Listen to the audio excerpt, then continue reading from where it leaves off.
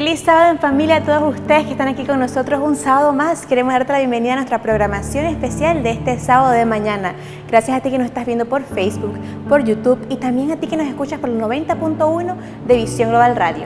Daremos inicio a la programación con Código Binario como lo hacemos cada sábado en familia, en un momento muy especial donde podemos aprender un poco más de la lección de escuela sabática. Y para eso tendremos como invitado al pastor Mike de León, que estará junto a mi compañero Elías Ledesma discutiendo la lección número 2. Te invito a que te quedes aquí con nosotros en esta programación especial, que disfrutes de todos los segmentos y que aprendamos juntos en Código Binario.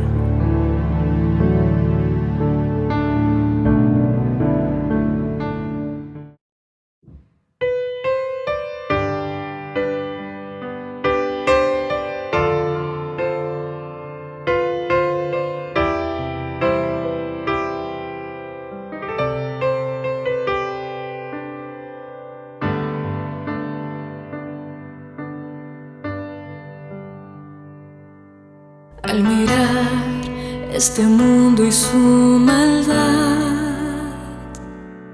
el temor se hace dueño de mi paz.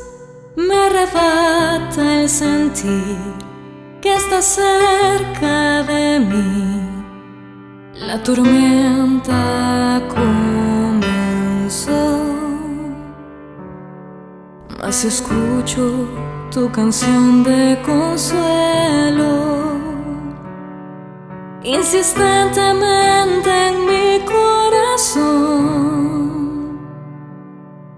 No desmayes jamás, te di un consolador, y a través de él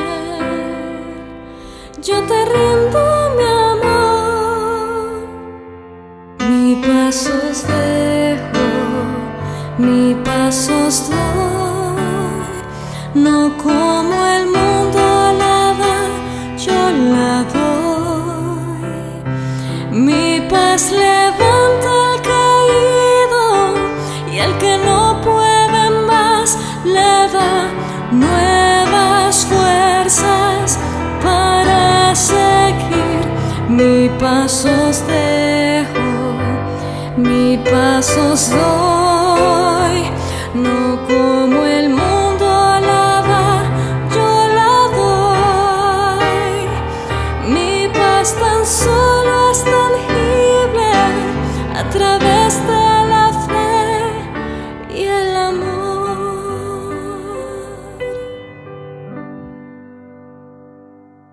Al recordar lo que ha hecho Dios por mí, el camino que me ha hecho recorrer,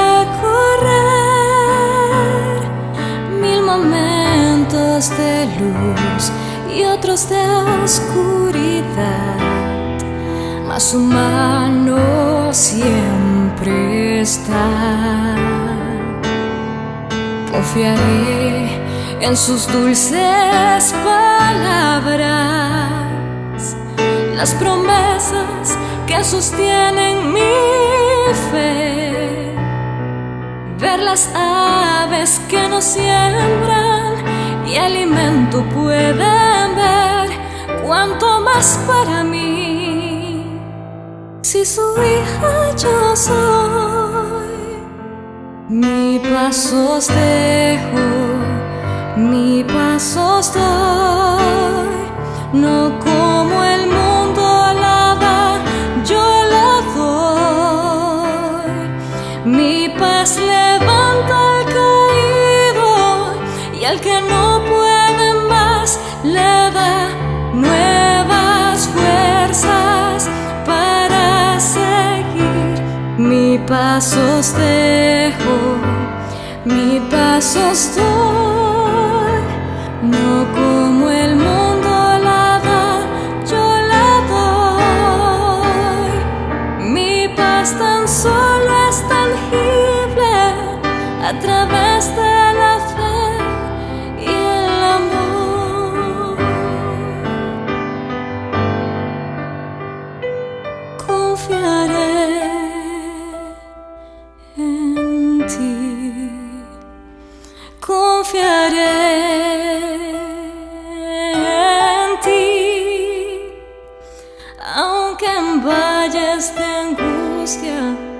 yo me pueda encontrar.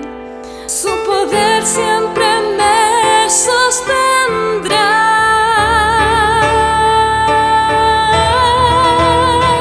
Mi paso os dejo, mi paso os doy, no como el mundo la da, yo la doy. Mi paz levanta el caído y el que no puede más le da nuevas fuerzas para seguir.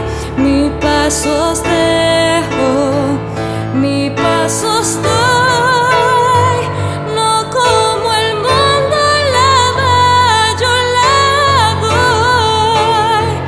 Mi paz tan solo es tangible a través de la fe y el amor.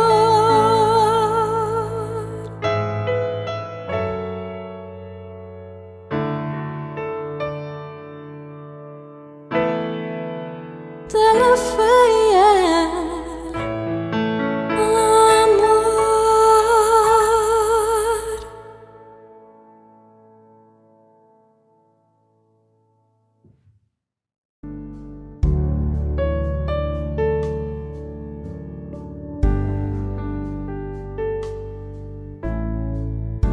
Estamos acá, mis amigos, junto con el pastor Mike de León, quien nos está acompañando en este estudio que hemos realizado durante la semana, y me gustaría, pastor, que entráramos en materia.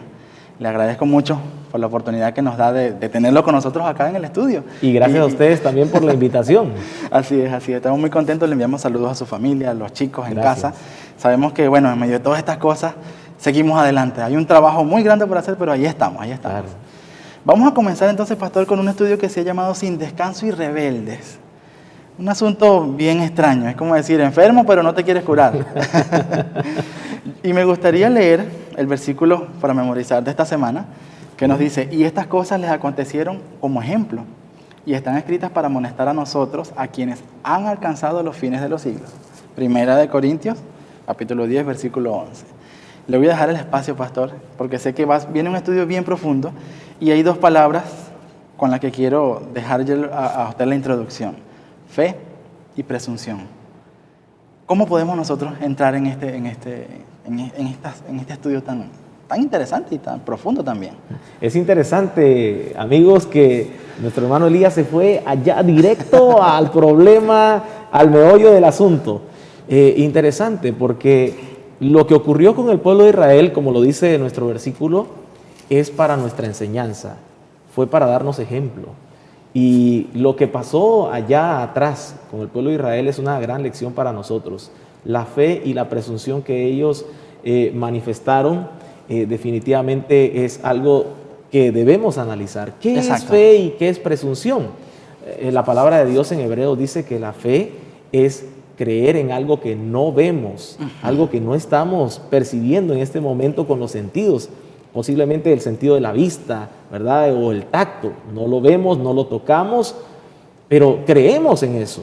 Exacto, ¿verdad? exacto. Por ejemplo, nosotros creemos en Dios, nunca lo hemos visto, pero por la fe nosotros creemos en eso. No vimos la creación, pero creemos en la creación de 6 días literales, aunque no estuvimos ahí presentes, pero nosotros hemos creído en eso. Eso es fe. Exacto, así es. Pero la presunción es la falsificación satánica de la fe. La presunción es la falsificación satánica de la fe. Un concepto bien fuerte, pastor, porque podemos nosotros pensar como cristianos que estamos haciendo algo satánico. Entonces, wow. Eso asusta, la verdad. Pero en realidad debemos tener cuidado con la presunción. ¿Por qué? Voy a ponerlo bajo el ejemplo de lo que ocurrió con Jesús en la tentación que Satanás le puso. Satanás lo llevó a la cúspide del templo, al pináculo del templo, y le dijo: si eres el Hijo de Dios, échate abajo, porque escrito está: exacto, a sus ángeles mandará para que te cuiden. La fe, en este caso, era creer que Dios podía proteger a Jesús de esa caída mortal. Eso es fe. ¿Dios lo podía cuidar? Sí, exacto, Dios lo podía cuidar. Pero ¿dónde entraba en juego la presunción allí?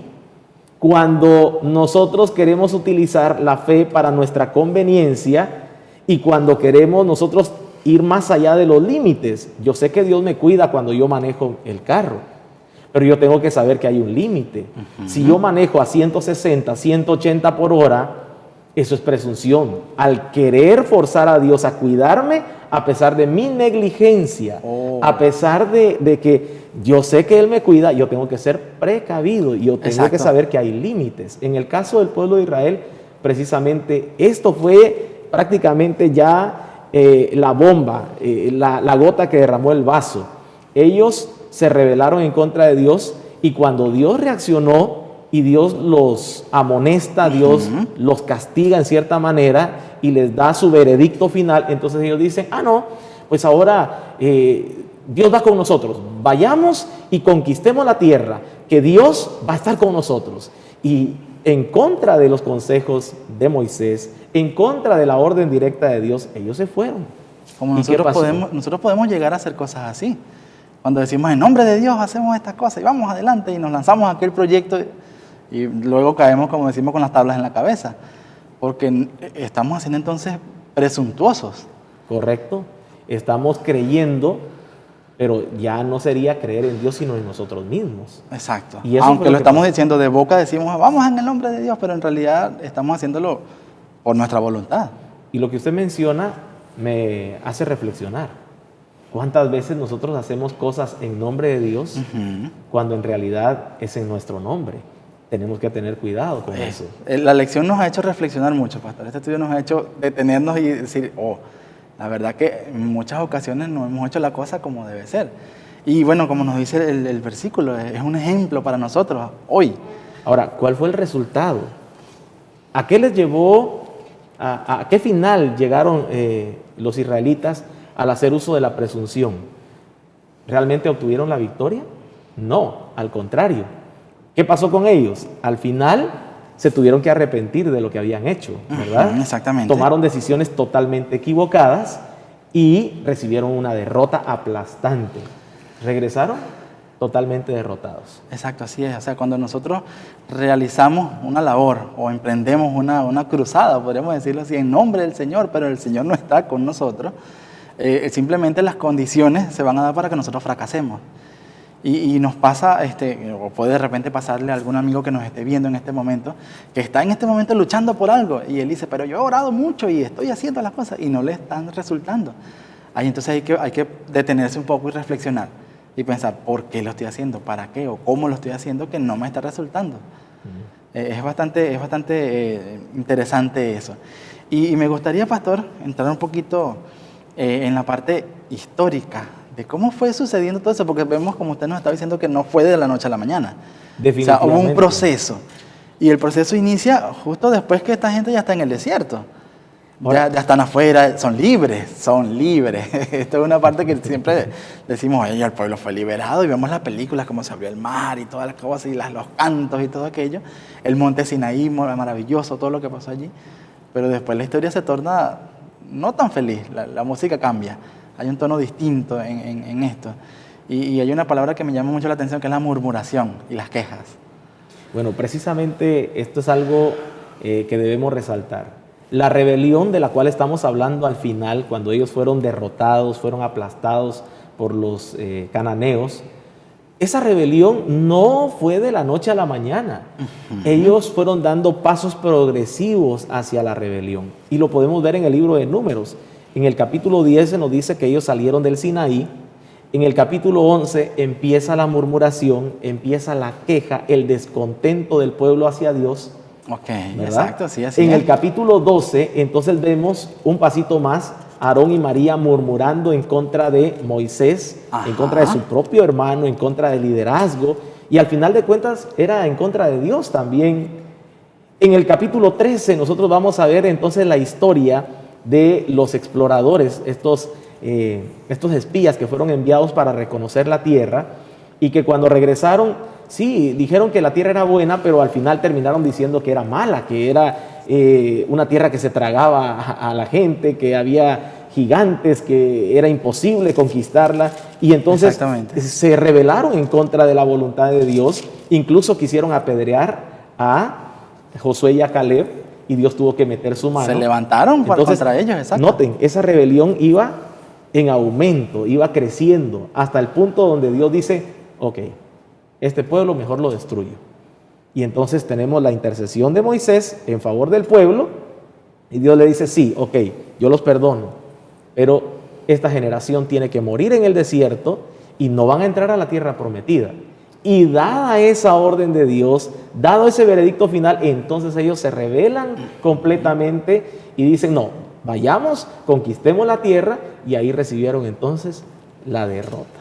Mire cuán progresiva fue esa rebelión. No fue de la noche a la mañana. A veces nos pasa así a nosotros en la vida, pastor. Creo que sí. Podemos nosotros llegar con una pequeña duda. Sí. Empezamos por allí y decimos algún comentario de repente en contra de nuestro hermano, de nuestro anciano, nuestro pastor. Porque yo creo que el pastor no está haciendo las cosas como es. Y se lo decimos a este hermano, que él se lo dice al otro. Entonces toda la iglesia al final queda murmurando. Y llegan situaciones bastante difíciles, donde la verdad, bueno, no he estado, gracias a Dios, dentro de una situación como esa, tan fuerte, tan ruda, como le pasó a nuestros líderes que vemos en el estudio. Esta gente, o sea, los iban a matar allí. Ellos iban a ser apedreados por el pueblo que dijo, no, esta gente no está como es, no sé. Cuando el mismo Señor dice que Caleb era su siervo, Josué. Josué y Caleb eran los únicos que habían hecho esa buena misión de ver las cosas como el Señor lo veía. Y me llama mucho la atención, pastor, que las cosas sí en verdad sí eran negativas, porque sí habían gigantes, sí habían ciudades amuralladas, sí habían tantas cosas en contra. Sí. Pero, o sea, más con todo eso no importaba, porque el que estaba con ellos era más poderoso que todas las cosas, y era lo que ellos estaban cegados. A veces a nosotros nos pasa así. Nosotros pensamos y decimos, quiero hacer esto, quiero hacer aquello, y cuando vamos al estado de cuenta, no hay dinero para emprender. Entonces decimos, no, pero es que no hay dinero.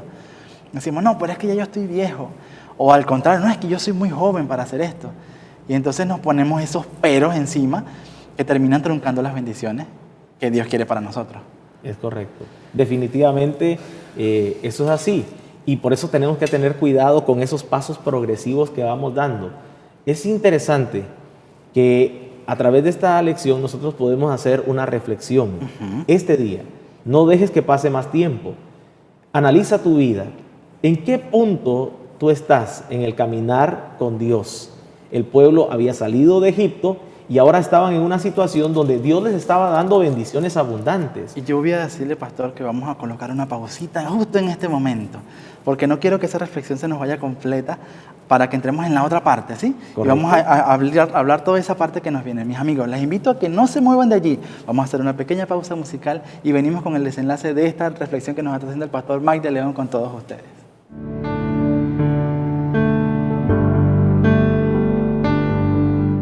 Ven a disfrutar de nuestro contenido de esperanza. Nos puedes encontrar en Facebook, Instagram y YouTube como Visión Global Media. Cada día encontrarás mensajes que te ayudarán a mirar la vida con gratitud y entusiasmo por medio de Cristo Jesús. Síguenos ya en nuestras redes sociales, Visión Global Media, con un contenido de esperanza.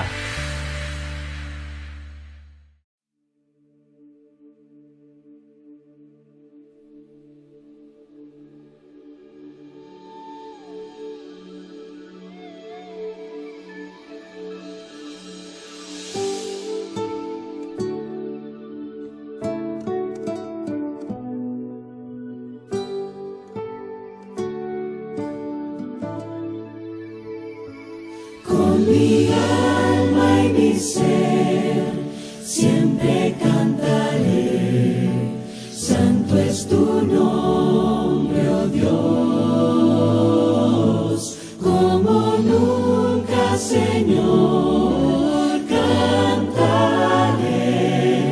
santo es tu nombre, oh Dios.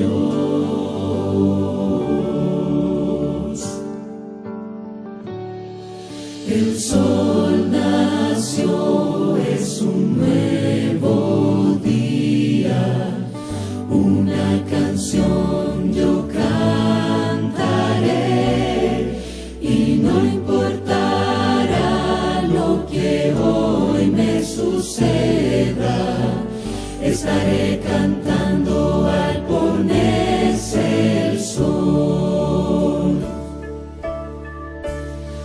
mi alma y mi ser, siempre cantaré. Santo es tu nombre, oh Dios, como nunca, Señor, cantaré. Santo es tu nombre, oh Dios.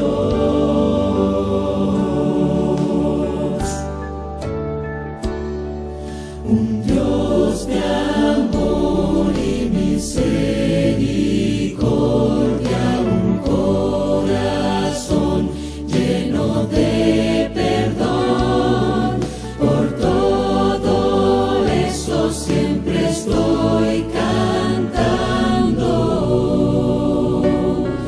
10,000 razones puedo encontrar. Con mi alma y mi ser, siempre cantaré. Santo es tu nombre, oh Dios, como nunca, Señor, cantaré. Santo es tu nombre, oh Dios.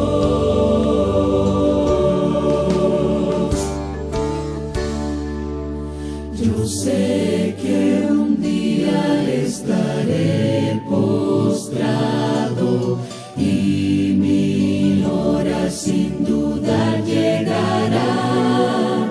Aún así yo estaré cantando.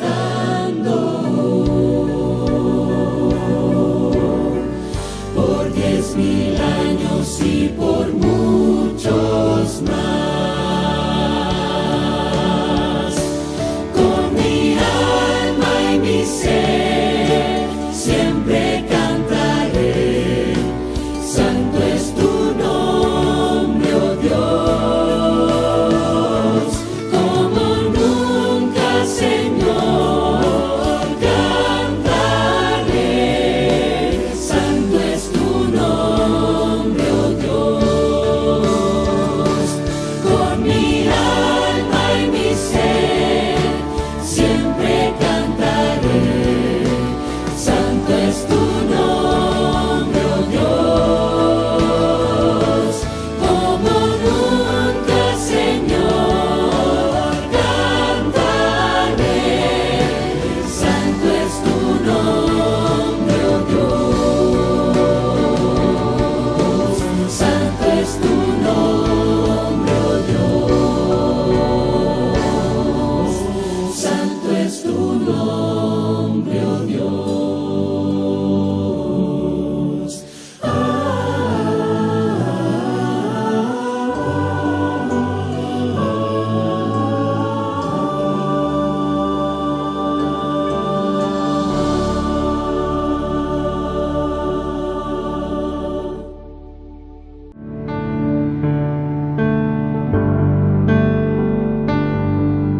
Y ya estamos aquí de vuelta. Espero que hayan disfrutado de esta alabanza musical que hemos elegido para ustedes.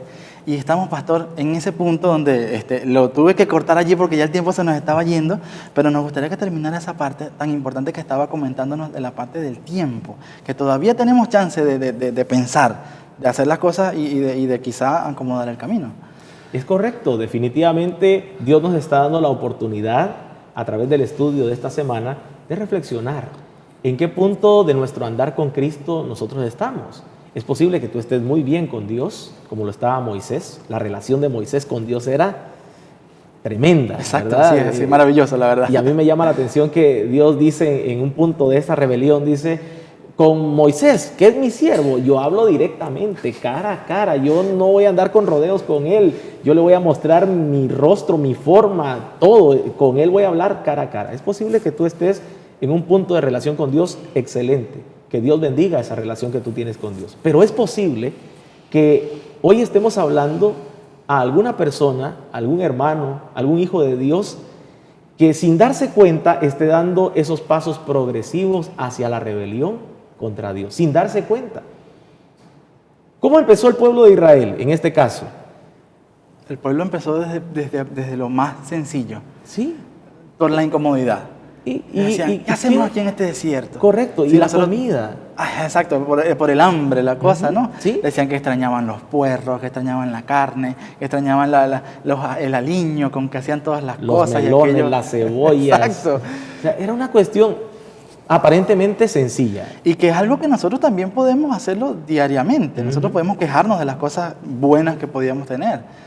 Pero vemos que la verdad, este estudio nos revela que esta gente tenía unos recuerdos bien selectivos porque se les había olvidado todos los latigazos, todas las cosas que pasaban, cómo morían sus padres allí siendo esclavos y nada. O sea, Es que como cuando todo lo leo- malo se había olvidado. Cuando leo esto, me parece como si ellos estuvieran diciendo, oye, Egipto era un paraíso. Exactamente, exacto. El que no lee lo anterior y lee esto dice, pobre gente, se los trajeron de una tierra tan buena, donde tenían tanta comida. A sufrir. Exacto. Cuando en realidad Dios lo que quería era enseñarles. Mire, en Egipto posiblemente ellos llevaban un estilo de vida y una alimentación inadecuada, desordenada. Dios quería moldear su carácter, moldear sus hábitos alimenticios y devolverlos al ideal que Dios tenía al principio. ¿Cuál era el ideal de Dios desde un principio? Que ellos comieran de forma natural, que tuvieran todos los nutrientes, todo lo necesario para una buena salud. Y lo que Dios les había dado, amigos míos, hermanos, era el maná, la comida del cielo. Dice que ese es el alimento de los ángeles en el cielo.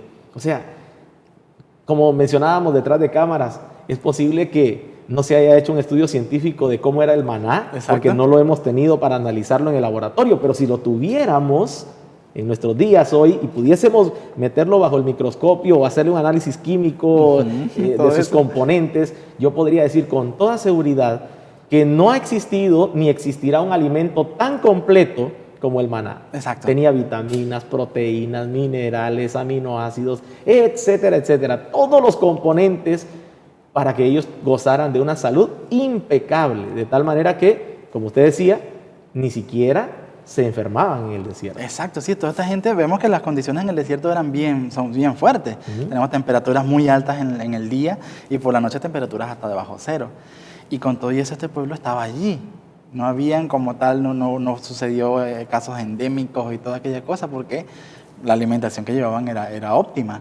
Y bueno, ese maná estaba súper vitaminado, pastor. Pero vemos con todo eso que ellos se fastidiaron de eso. Y decían, no, ¿hasta cuándo ese pan? ¿Hasta cuándo ese maná que vamos a comer? Nosotros queremos comer parrillada. Nosotros queremos comer carne frita con almojábanos y toda aquella cosa. Y entonces nosotros podemos tomarlo como puede ser risorio para nosotros, pero de verdad esta gente estaba fuera del lugar. Y muchas veces nosotros podemos llegar a estar así, a quejarnos de lo que tenemos y de las cosas que estamos viviendo, pero olvidamos de dónde hemos salido. Y entonces allí, bueno, dígame usted, Sí, pastor. cuánta ingratitud, me pongo a pensar cuánta ingratitud hay a veces en nuestro corazón de no estar conformes con las bendiciones que Dios nos ha dado, sino querer más y más. Y eso es precisamente el peligro del materialismo, de ver que otro tiene y yo no lo tengo, de que esa casa está mejor que la mía, de que el carro que yo tengo hay que cambiarlo porque el vecino tiene otro mejor y yo quiero competir con él. O sea, hay tantas cosas detrás de esto. Y aunque parezca sencillo, el asunto de la comida pareciera ser un arma tremenda de Satanás. Así Lo es. utilizó con Eva, ¿verdad? Y le resultó. Trató de utilizarlo con Jesús allá en el desierto también, Fue una de la primera que le aunque hizo. con él no lo logró. Exacto. Pero con el pueblo de Israel sí lo hizo, lo logró. A través de la comida, Satanás se logró meter con un espíritu de rebeldía, disconformidad, crítica, murmuración. Incluso llegaron hasta hacer berrinche, que eso es lo que a mí me llama la atención y me da un poquito de risa del pueblo de Israel, que se pusieron a llorar porque no tenían la comida que ellos querían tener. Me recuerda a mi hijo pequeño cuando me pide algo, yo le digo, no, ahorita no hasta el almuerzo. Papá, ¿por qué? ¿Por qué tú no haces esto? Me imagino al pueblo de esa manera, haciendo como usted dice, berrinche. Berrinche. Y la cosa es que esto termina siendo contagioso, pastor. Hay un punto allí que nos dice que eso se contagia. O sea, no es solamente que hablan 2 o 3, sino que ya después son 5, después son 50, después son 100. Y bueno, en el pueblo sabemos que no eran 10 gatos, era bastante gente que había allí.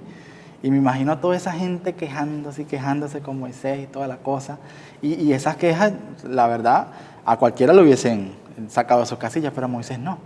Dice la escritura que Moisés era manso por sobre todas las cosas. Imagínense esto, la verdad. Creo que en el estudio vemos como el Señor bastantes veces dijo, yo quiero eliminar al pueblo, pero Moisés nunca llegó a decirlo, más bien abogaba por el pueblo. Y la verdad, bueno, usted como pastor, como dirigente, ha luchado, me imagino, varias veces contra este tipo de cosas en la iglesia, en tantas iglesias que ha estado, cómo poder afrontar en situaciones adversas de esta manera. Sí, definitivamente uno tiene que tener a veces un poquito de tacto, paciencia, porque yo estoy consciente de esto. Mire, la cuestión de las murmuraciones, las quejas contra los líderes, es algo que caracteriza muchas veces al pueblo de Dios. Criticamos al anciano de iglesia, criticamos al que predicó el sábado por la mañana, criticamos el programa, al que cantó el especial, criticamos los cantos, criticamos tantas cosas dentro de la liturgia y de lo que hacemos, y a veces cuando regresamos de la iglesia en la mesa, los temas que se tocan ahí son precisamente esos. ¿Te diste cuenta lo que hizo el pastor, lo que hizo el anciano, lo que hizo? Y entonces llenamos nuestra mesa de crítica y murmuración, y debemos tener cuidado con esto, porque ahí están nuestros hijos que están escuchando. ¿De qué se está llenando la mente y el corazón de nuestros hijos? Exactamente. Esa murmuración que nosotros estamos haciendo en contra de nuestros líderes, ¿realmente agradamos a Dios con eso? La historia de María, Aarón y Moisés, en este caso, que era el centro de la crítica, es una lección para nosotros. Mire, yo encontré un párrafo, una cita acá interesante en un libro que se llama Spiritual Gifts, tomo 4, página 20-21, dice: las murmuraciones de María y Aarón quedaron registradas como una reprimenda para todos los que cederán a los celos y se quejarán de aquellos sobre quienes Dios deposita la carga de su obra. Wow. Y eso a mí me pegó. Claro. ¿Por qué? Porque yo podría estar cayendo en este error.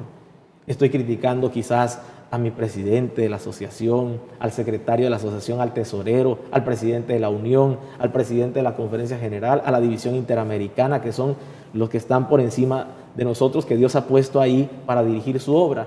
Entonces, ¿estoy apoyando yo, estoy orando por ellos o estoy criticando la labor que ellos están haciendo? Y de paso, ellos son seres humanos, cometerán errores, es cierto. Pero ¿soy yo el llamado para criticarlos? Exacto, así es. Esto es un jalón de orejas bien fuerte. Porque para mí. A final de cuentas pasa lo que pasó con el pueblo. El Señor dijo, yo soy el que me encargo aquí de decidir quién, o sea, qué es lo que está bueno y qué es lo que está malo. Ustedes simplemente hagan caso a lo que les estoy diciendo. Y vemos cómo María se llevó la peor parte. Porque, bueno, vemos allí que decía que si Aarón llegaba a quedar como quedó María lleno de lepra, no podía ser más el sacerdote. María quedó con 7, una semana entera con lepra. Y dice que estaba hasta blanca de la cantidad de lepra que tenía en su cuerpo. Y ella fue apartada del pueblo. Y vemos cómo Moisés intercedió. Y esta parte me llamó muchísimo la atención, la intercesión que hace el líder delante de Dios, porque el Señor ya quería simplemente eliminarlo y decía, yo hago un pueblo nuevo, se acabó esto y vamos adelante con una gente nueva, que de verdad sepan lo que estamos haciendo. Pero Moisés le dice, Señor, pero es que después van a decir que tú lo sacaste para matarlo. Por favor, deja que el asunto vaya como tiene que ir. Y ya nos queda poquito tiempo, pastor, y me gustaría que usted nos diera esa visión y quizá ese consejo como líder también, de cómo nosotros podemos afrontar ese espíritu que puede de repente aflorar en nuestras vidas y cómo seguir adelante como pueblo, porque no estamos solos, somos una comunidad. Correcto. Bueno, en primer lugar tenemos que cultivar una actitud de agradecimiento, ser agradecidos con Dios. Hagamos un recuento de las bendiciones de Dios. ¿Cuánto Dios nos ha dado? ¿Qué ha hecho Dios por nosotros en el pasado? Y por eso hay una cita precisamente que dice que a menos que olvidemos la forma como Dios ha conducido a su pueblo en el pasado, ¿verdad? Quizás nosotros vamos a olvidar las bendiciones abundantes que Él nos está dando hoy. Exacto. Y corremos ese riesgo. Entonces, primero, seamos agradecidos con Dios. Número 2, confiemos en el liderazgo de la iglesia. Confiemos en el liderazgo que Dios ha puesto sobre hombres y mujeres que, aunque somos imperfectos, aunque quizás cometemos errores, por alguna razón Dios nos tiene allí. Entonces debemos confiar en ese liderazgo, confiemos en la iglesia, en la estructura de la iglesia. No intentemos hacer grupitos aparte, afines, ¿verdad? Que normalmente nos llevan precisamente a la murmuración, a la queja, a la crítica, al señalamiento.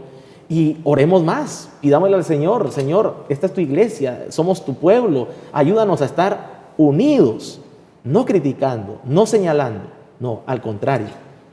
Por otro lado, la actitud que manifestó el pueblo de Israel en contra de los siervos que Dios tenía, en este caso Josué y Caleb, incluso dice, los quisieron apedrear, tenían las piedras en las manos, y Dios tuvo que manifestar su gloria para que ellos soltaran las piedras y se fueran cada uno a su carpa, a su tienda, porque Dios se manifestó allí. Y entonces ahí es cuando Dios intenta destruir al pueblo. Pero a mí me llama la atención la actitud de Moisés, intercediendo por su pueblo. Exactamente, así es. Y eso es interesante y es una esperanza para mí. Hay intercesión para el pueblo, hay perdón para nosotros. Sin embargo, recordemos que la gracia de Dios no es barata. La actitud de rebeldía, la actitud de oponernos en contra de Dios va a tener sus consecuencias. Y para el pueblo de Israel las consecuencias fueron nefastas. Aunque fueron perdonados, tuvieron que vagar 40 años por el desierto. No Lamentablemente pudieron es así. entrar. Qué triste sería que nosotros tengamos que sufrir consecuencias por nuestros errores, nuestra mala decisión. Yo sé que todos queremos el descanso, porque la intención de esta lección también es mostrarnos que hay descanso para nosotros, hay esperanza en Cristo Jesús. Jesús dijo: hallaréis descanso para vuestras almas. Pero si mi alma está atribulada por la ansiedad, por la depresión, por la inconformidad, por el espíritu de crítica, de chisme, etcétera, obviamente yo no voy a poder descansar. Hoy precisamente hablaba con una joven que me decía: pastor, ore por mí, por mi mamá, porque tiene una pelea contra mí y realmente yo no me siento en paz, siento que no puedo orar, no puedo servir a Dios de la manera como yo quisiera. Yo quisiera servir a Dios de todo corazón y tener esa paz que solamente Dios puede dar, pero si estoy peleando con mi mamá todos los días, entonces creo que la lucha que esta joven me presentó esta mañana es la lucha que posiblemente muchos de nosotros tenemos. Exacto. No hay descanso en nuestro corazón.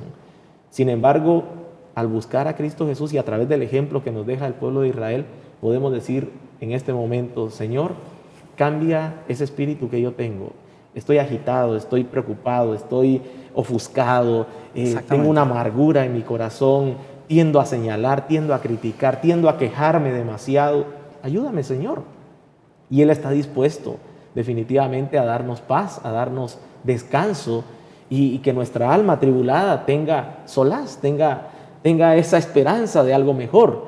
Creo que si nosotros logramos pedirle al Señor que haga eso precisamente en nuestro corazón, hemos logrado pues un paso más hacia la tierra prometida. Así es, pastor. Y bueno, le agradecemos mucho por habernos acompañado en este espacio, con un estudio que la verdad nos lleva a la reflexión.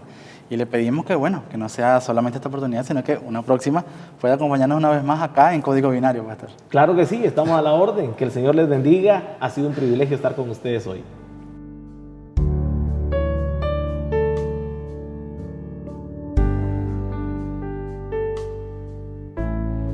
Sin descanso y rebelde. Qué lección más interesante la que hemos podido aprender esta mañana. Gracias, Elías, y gracias, Pastor Mike, por esa interesante lección. Queremos invitarte ahora a ti que disfrutes del siguiente segmento, que es Historia de Fe. Sabemos que es una producción de la Asociación Sintal Panameña, donde cada sábado vemos maravillosos testimonios en este segmento. Después de esto estaremos disfrutando de un mensaje dirigido del cielo. Esperamos que puedas disfrutar de la programación, que te quedes allí conectado en las plataformas digitales, en Facebook, en YouTube, y también a ti que nos escuchas por los 90.1. Recuerda llamar a nuestros números en cabina para que puedas contactarte con nosotros. Que Dios te bendiga y te esperamos el próximo sábado a la misma hora y por las mismas plataformas digitales.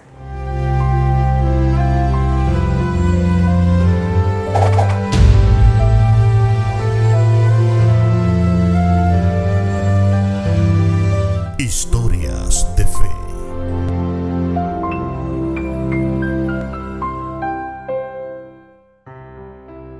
Hola, mi nombre es Abdelia Santamaría, pertenezco a la Iglesia de las Lajas del distrito de San Félix.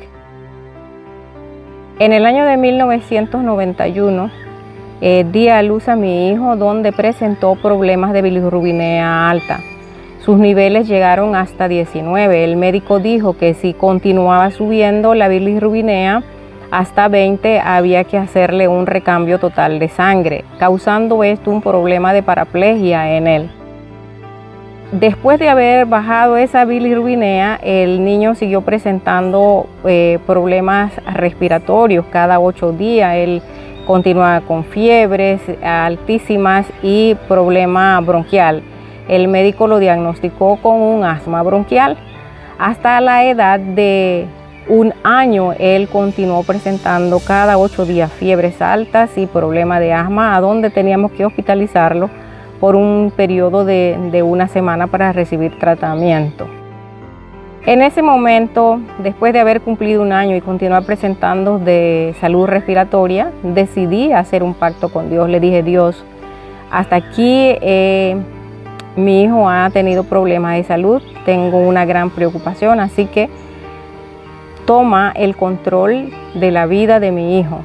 Voy a hacer un fondo de inversión a donde dedico la vida de él, y de lo que me entra diariamente te voy a sacar un 5% como gratitud por lo que usted realice en la vida de mi hijo.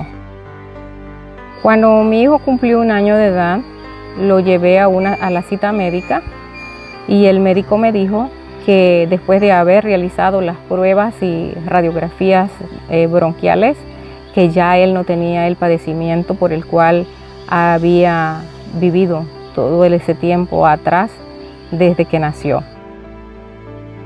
Estoy muy agradecida con Dios porque Él obró un milagro en la vida de mi hijo. Aunque parezca simple, para mí fue un milagro en la vida de mi hijo, y estoy muy agradecida con Dios. A la edad de 6 meses hice un pacto con mi Dios con relación de darle un fondo de inversión del 5% de lo que me entraba día a día. Hoy mi hijo tiene 29 años de edad. Desde los 6 meses que hice el pacto con Dios, un pacto de inversión a Dios con relación a que le devolviera la sanidad a mi hijo, continúo día a día sacando el porcentaje que le prometí en aquel tiempo. Los invito a ustedes, hermanos y amigos, a que prueben la bondad de nuestro Dios. Él es bueno, Él es justo, Él es misericordioso.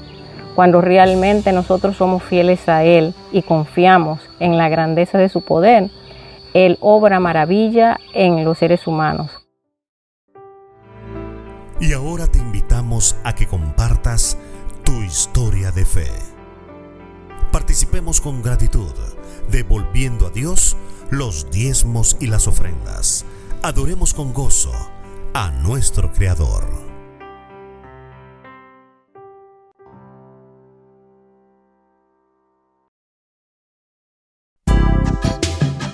Tú puedes ser un patrocinador de Visión Global.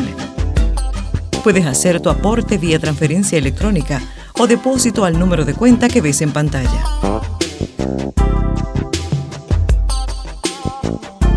Tu contribución será utilizada en el fortalecimiento de esta obra que desarrollamos para compartir mensajes de esperanza con muchas personas. Dios te bendiga.